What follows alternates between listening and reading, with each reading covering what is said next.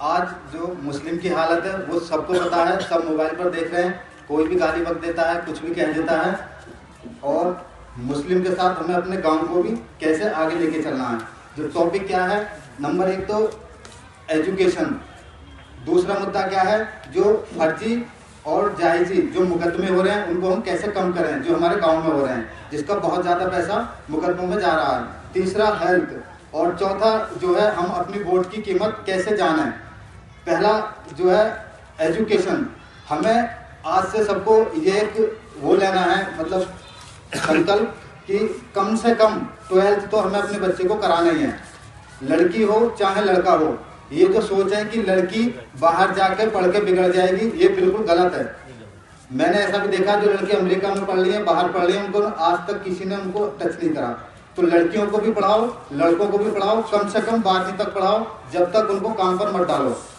ठीक है जी, ये सबको पता है कि मुसलमान की क्या हालत है, इसको मुझे बयान करने की जरूरत नहीं है। दूसरा हेल्थ, एक हेपेटाइटिस सी और बी, जिसको काला पीलिया कहते हैं सी को, ये बहुत तेजी के साथ मुसलमानों में फैल रहा है। क्यों फैल रहा है, इसका रीजन है गरीबी।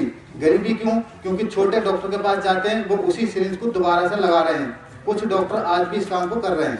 दूसरा जो ब्लेड है उसको आपके सामने रख देता है, बाद में उसी को पहुंच के दूसरे को लगा देता है। जो हेपेटाइटिस सी है, काला पीलिया, बहुत तेजी के साथ फैल रहा है, मुसलमानों में फैल रहा है। यहाँ भी अगर मैं जांच करने बैठा हूँ तो बहुत लोग मिल जाएंगे, और 10 से 15 साल में इससे लीवर फेल हो जाता है। इसके लिए बचाव के लिए हमें इन दो बिंदुओं पर ध्यान रखना है। तीसरा, जो फर्जी मुकदमे हो रहे हैं और जायजी मुकदमे हो रहे हैं, इसके लिए एक पंचायत बननी चाहिए गाँव में। पंचायत के जरिए उसका सोल्यूशन निकलना चाहिए, ना कि मुकदमों के जरिए। आप हिसाब नहीं लगा सकते हो हमारे गांव से हर साल कितना पैसा जाता है। तो ये पैसा अगर अपनी औलाद पर खर्च करें तो हर एक घर में से एक बंदा पढ़ लिख के ऊपर पहुंच सकता है जी। तीसरा जो है, जैसे मेरे भाई डॉक्टर जुल्फकार ने मेरे लिए मेहनत करी, मुझे यहाँ तक पहुँचाया, ऐसे आप भी अपने छोटे भाई को ऊपर पहुँचाने के लिए जरूर कदम उठाएं। वो कभी आपसे बाहर नहीं होगा। तीसरी बात, जो आज इस मकाम पर मैं हूँ, वो मकाम क्या है कि मैं अब क्लास 1 गेजेटेड ऑफिसर भी हूँ, हापुड़ का लीडिंग कंसल्टेंट फिजिशियन भी हूँ, और माशाल्लाह डॉक्टर तस्लीमा हापुड़ का लीडिंग हॉस्पिटल चौहान हॉस्पिटल पुरानी चुंगी पर चला रहे हैं। प्रशासन हो, पुलिस हो, चाहे पॉलिटिक्स हो, सब इज्जत करते हैं। क्यों करते हैं? सिर्फ एक डिग्री की और इसकी जो ये हमें अधिकारी बनने की। तो हर एक बंदा इस मकाम तक पहुंच सकता है जिस मकाम पर मैं हूँ। मेरी भी हालत आपसे भी ज़्यादा बदतर थी, जो मतलब काम भी करना और पढ़ाई भी करना।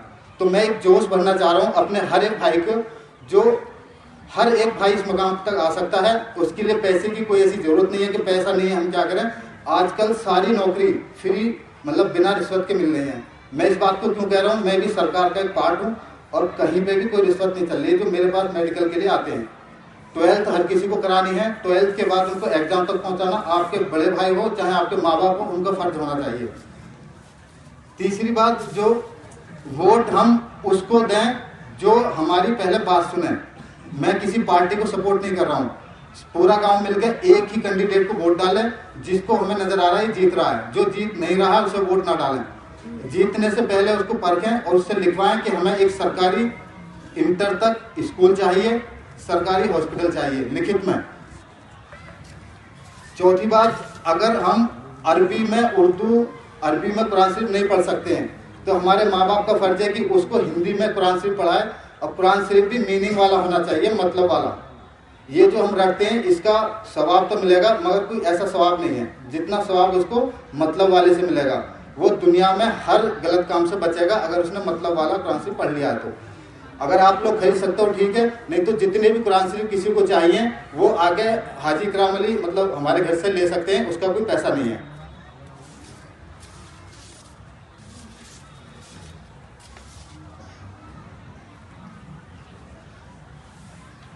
तो आज से जो मेन मुद्दा क्या था, नंबर 1 तो हमें सभी को अपने बच्चों को कम से कम 12th तो कराना ही है, उससे पहले ना किसी काम पर डालना है। और तीसरी बात, हर एक बच्चा जो कुरान शरीफ हिफ्ज कर चुका है वो दुनिया का हर एक एग्जाम निकाल सकता है, बशर्ते कि हम उसको उस लेवल तक पहुंचाएं। कुरान शरीफ पढ़ने वाले का जहन इतना तेज होता है, उसमें कोई गलत आदत नहीं होती है, वो दुनिया का कोई एग्जाम ऐसा नहीं जिसे नहीं निकाल सकता। लेकिन उसमें हमारी ये कंडीशन होनी चाहिए कि हम उसे उस लेवल तक पहुंचाएं। इसके लिए किसी बच्चे को फीस की ज़रूरत है, गाइडेंस की ज़रूरत है, किताब की ज़रूरत है, उसके लिए कोई पैसा नहीं है। कभी भी किसी भी टाइम आकर मिल सकते हैं, यहाँ मिलें चाहे हापुड़ आके मिलें। ठीक है, थैंक यू वेरी मच।